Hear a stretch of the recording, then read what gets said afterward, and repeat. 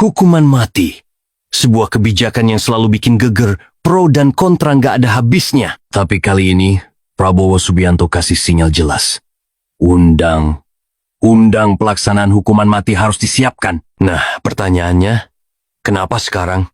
Dan siapa yang bakal kena dampaknya? Yuk kita kupas tuntas. Jadi gini guys, hukuman mati di Indonesia sebenarnya bukan hal baru. Udah ada dalam KUHP dan diterapkan untuk kasus berat kayak narkoba, terorisme, sama pembunuhan berencana. Tapi eksekusinya bisa dibilang jalan di tempat.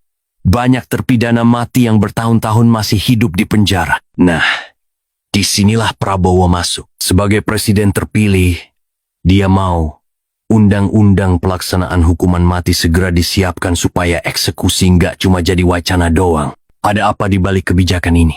Pertanyaannya, kenapa tiba-tiba ini jadi prioritas? Jawabannya ada di kasus-kasus besar yang bikin masyarakat geram. Mulai dari bandar narkoba yang tetap beroperasi dari balik jeruji, koruptor yang masih menikmati uang rakyat, sampai predator kejahatan serius lainnya. Dari sudut pandang pemerintah, hukum harus tegas biar ada efek jerah. Tapi di sisi lain, ada juga yang bilang, hukuman mati bukan solusi, malah dianggap nggak manusiawi. Di Indonesia, hukuman mati selalu jadi perdebatan panjang. Pendukungnya bilang, penjahat berat gak layak hidup. Tapi lawannya bilang, bagaimana kalau ada kesalahan hukum?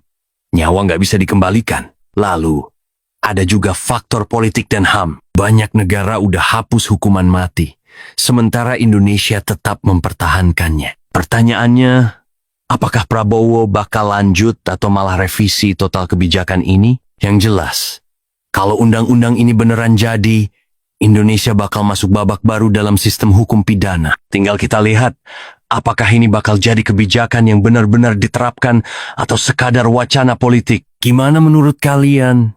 Setuju atau nggak sama hukuman mati ini? Tulis pendapat kalian di kolom komentar. Jangan lupa, like, comment, dan subscribe buat update terbaru seputar hukum dan politik Indonesia.